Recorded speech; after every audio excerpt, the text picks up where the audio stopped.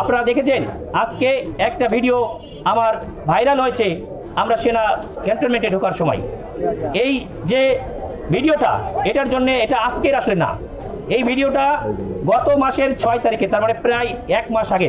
আমি যদি নির্বাচিত হই একটা টাকাও চুরি করব না এবং 1 টাকা চুরি করতে দেব না ইনশাআল্লাহ। এবং আল্লাহর কসম করে বলছি, একজন এমপির বেতন 1.5 লক্ষ টাকা। যদি 5 বছরের সরকার টিকে 5 বছরের মধ্যে একদিনের বেতনও আমি নিব না। এই 1.5 লাখ টাকা প্রতি মাসে সবচেয়ে অসহায় ব্যক্তি যারা আছে তাদেরকে দিয়ে দিব ইনশাআল্লাহ। ধানের শীষে ভোট দিলে ইহকালে শান্তি পাবেন, পরকালেও মুক্তি পাবেন, অর্থাৎ ইহকালে শান্তি, পরকালে বেহেশতের ব্যবস্থা হবে ইনশাআল্লাহ। সরকারি দলে কোন দল যাবে আগে থেকে জানি কেমনে? এটা কি হাসিনার পাতানো নির্বাচন যে আগেই জানি সরকারে কোন দল যাবে? আপনারা কি করে এত শিওর হইলেন যে সরকার গঠন ওই দলই করবে? ভাই আমি আছি খুব ঝামেলায়। এক সন্ত্রাসীর বিরুদ্ধে দাঁড়ায়া সবাই আমাকে নিষেধ করে যে সন্ত্রাসীর নাম উচ্চারণ করবেন না, বলে যে এটা করলে আমার নাকি ক্ষতি হবে। তো আমি আপনাদের সামনে বলতে চাই যে আমি এক আল্লাহ ছাড়া কাউকে ভয় পাই না। এখন বারবার বলতেছে যে আমি নাকি মির্জা আব্বাসের বিরুদ্ধে বলি, ওনার বিরুদ্ধে। উনি চাঁদাবাজি করে, সন্ত্রাসী করে, দুর্নীতি করে, মাছ বাজার দখল করে, কাঁচা বাজার দখল করে, যেখানে যায় ওইখানে উনি সমস্যা করে। আমি ওনার নাম বলবো না, কার নাম বলবো? আমরা বলতে চাই খাম্বা তারেক, তোর কাছে কয়টা খুনের প্ল্যান আছে? উদ্বেগজনক জরুরি খবর নিয়ে হাজির হয়েছি, যেটা রাজনীতিতে অশনি সংকেত।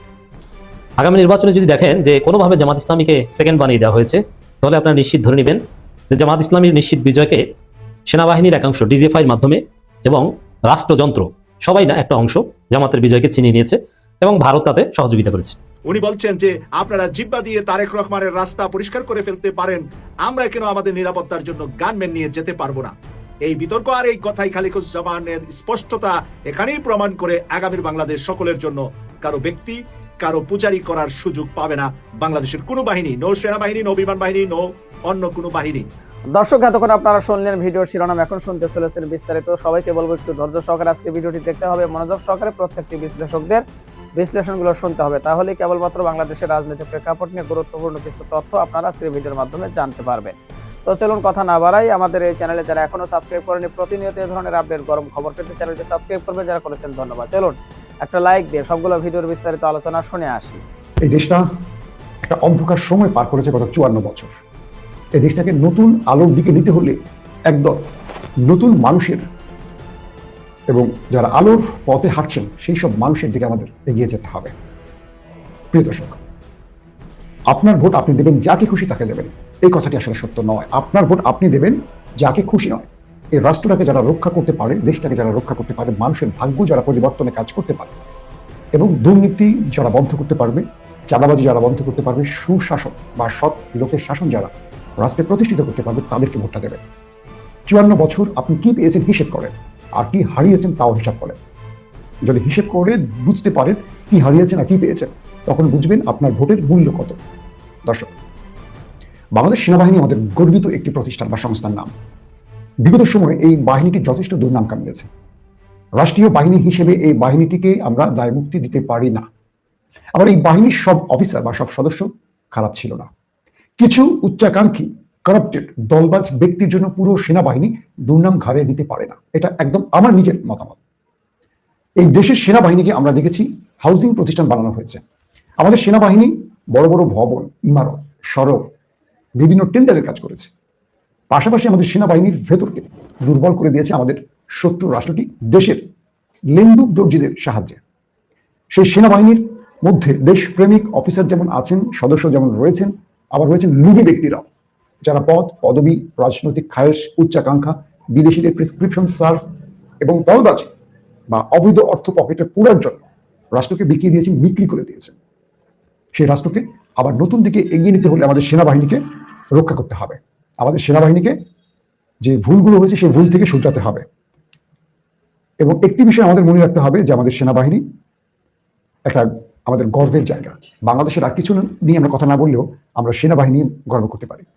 সাম্প্রতিক জামাতের নেতা ঢাকা 17 আসনের যিনি তারেক রহমানের বিপরীতে দাঁড়িয়েছেন ডক্টর খালিকুজ্জামানের সাথে ক্যান্টনমেন্টের গেটে সেনাবাহিনীর বাকবিতণ্ডা হয়েছে। এটার জন্য আমি যতটুকু জেনেছি খালিকুজ্জামান সেনাবাহিনীর কাছে ক্ষমা চেয়েছেন, আমি যতটুকু জেনেছি ভিতরের খবর।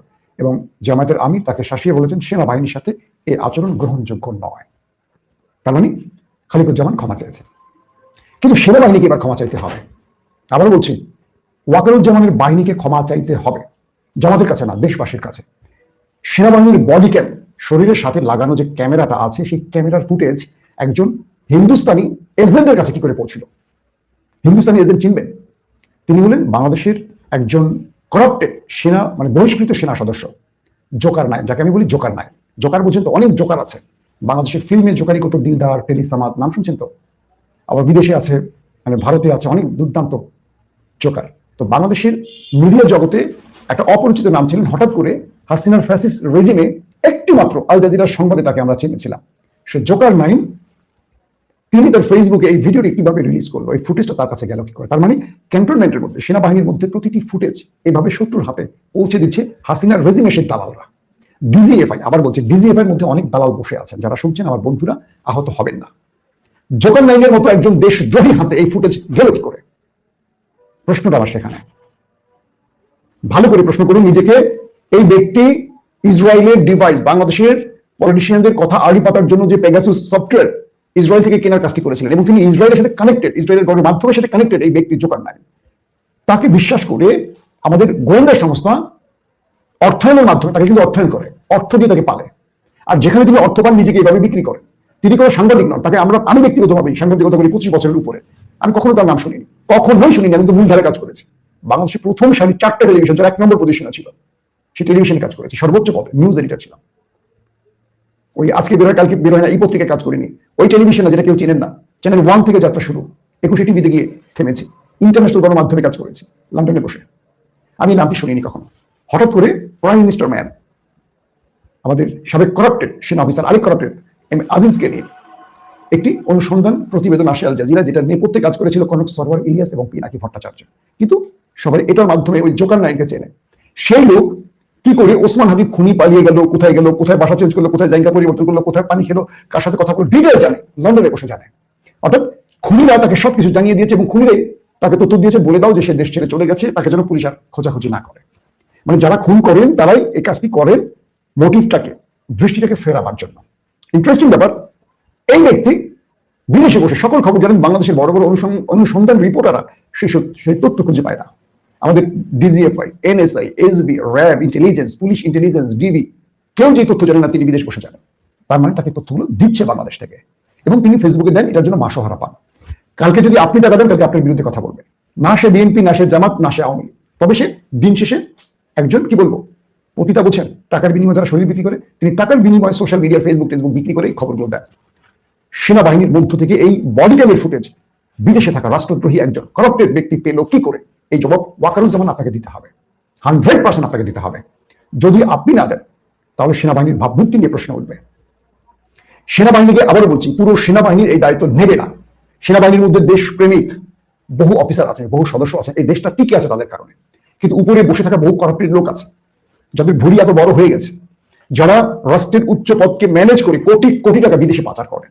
রাষ্ট্রের ভেতরে, রাষ্ট্রের বাইরে তাদের অনেক টাকার মালিক, অনেক টাকার জমে গেছে, পাহাড় জমেছে সেই সব ব্যক্তিদের।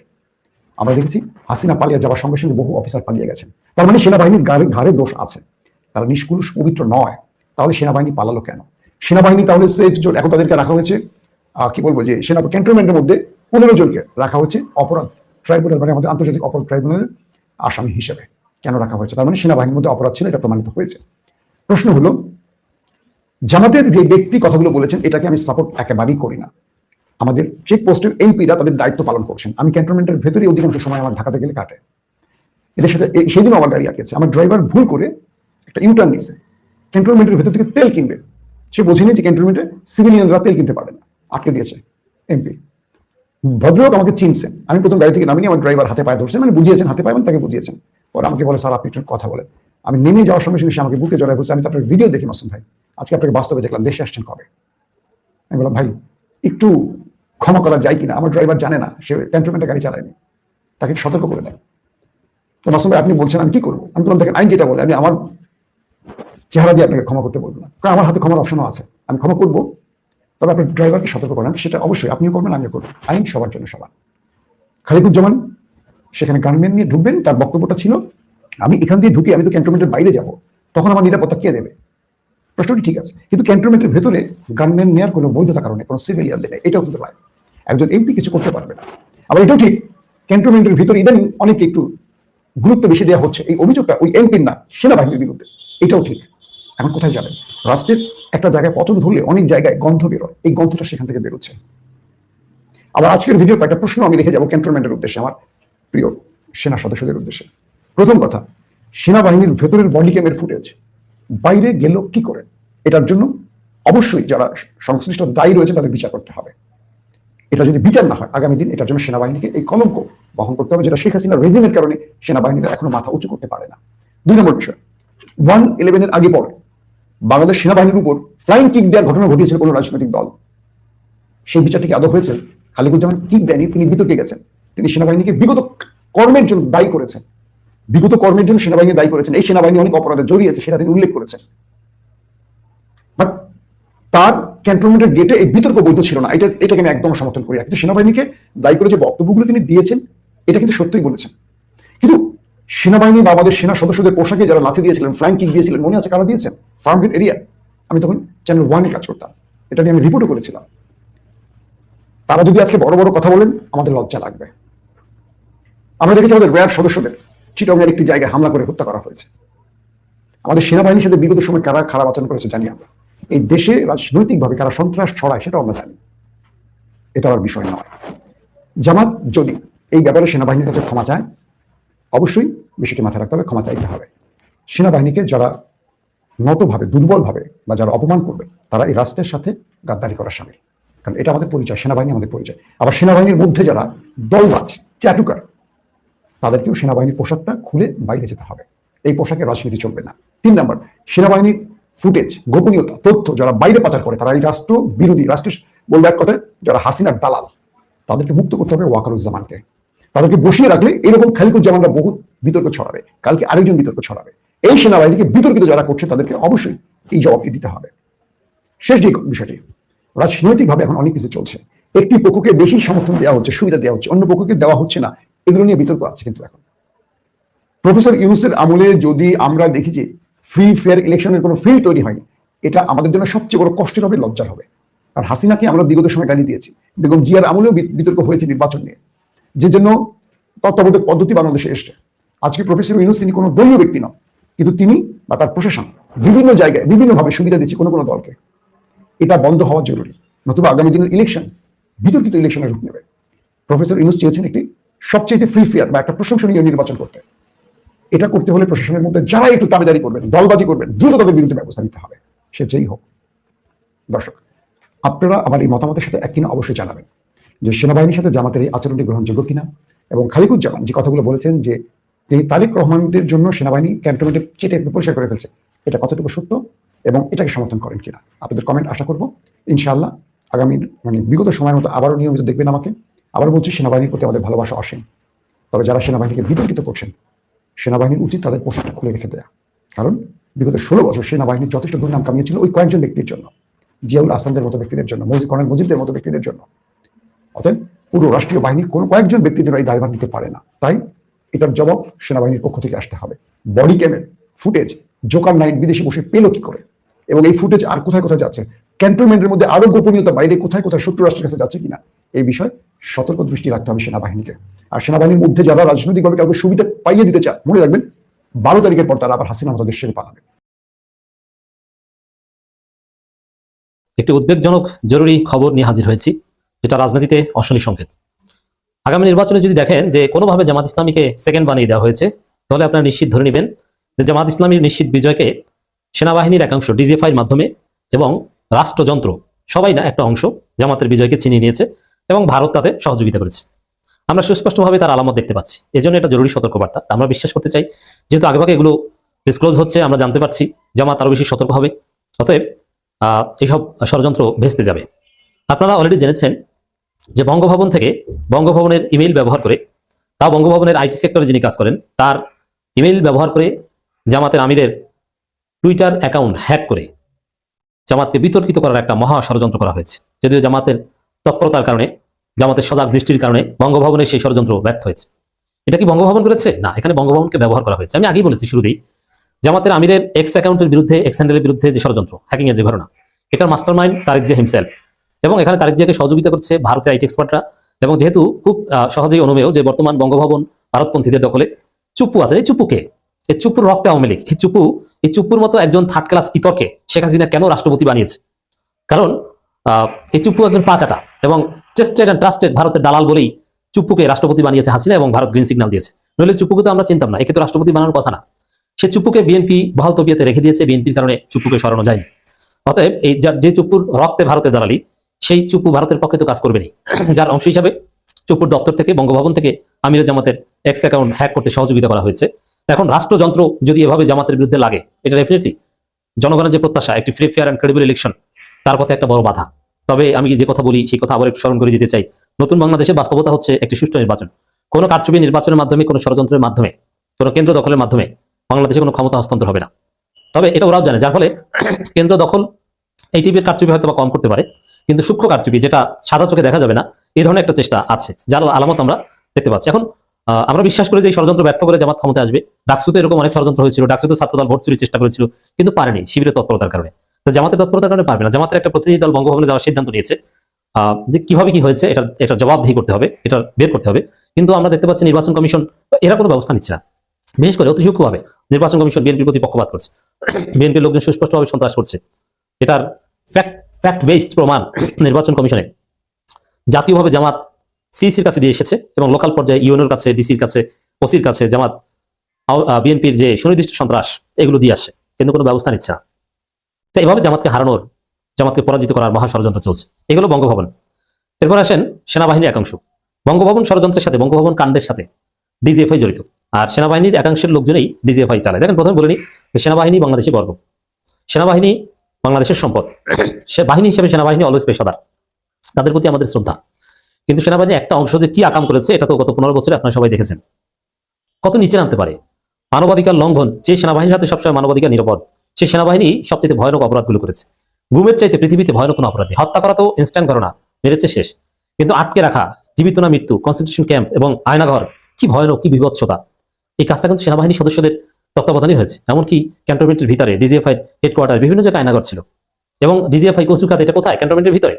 অতএব সেনাবাহিনীর একাংশ তারা নানান অঘটন ঘটাচ্ছে, এবং তারা যেহেতু ভারতের দালাল, ভারতপন্থী সেনাবাহিনীর অফিসাররা জামাতকে পরাজিত করতে মহা ষড়যন্ত্র করছে। এই ষড়যন্ত্রের একটা বিষয় মিডিয়া এসেছে, আপনারা দেখেছেন যে তারেক রহমান যে আসনে নির্বাচনে প্রতিদ্বন্দ্বিতা করছে, ওই আসনে জামাত ইসলামী মনোনীত সংসদ সদস্য প্রার্থী, জনপ্রিয় ব্যক্তি জনাব ডাক্তার এস এম খালেদুজ্জামান, তার একটা ভিডিও নিয়ে তোলপাড়। যমুনা টেলিভিশন শিরোনাম করেছে, ক্যান্টনমেন্টে গানম্যান নিয়ে ঢাকা 17 জামাত প্রার্থী অতপর যা হলো। এখানে সেনাবাহিনীর সদস্যদের সাথে এস এম খালেদুজ্জামানের যে বাগবিতণ্ডা, এটা নিয়ে কথাবার্তা হচ্ছিল। দেখেন এখানে কি কথা হয়েছে, ডাক্তার খালেদুজ্জামান কতটুকু ঠিক কথা বলেছেন বা বলেন নাই, দ্যাটস ডিফারেন্ট। এটা কোনো আলোচ্য বিষয় না। ডাক্তার খালেদুজ্জামানের প্রশ্নগুলো ভ্যালিড, মৌলিক প্রশ্ন ভ্যালিড, যে তারেক রহমানকে আপনার চাটেন, আপনার দেশকে ধ্বংসের দিকে নিয়ে যাচ্ছেন। আপনি এখানেও কিন্তু স্পষ্ট করেছে সেনাবাহিনীর একটা অংশ, সবাইকে কিন্তু বলেনি, সেনাপ্রধান প্রশংসা করেছে।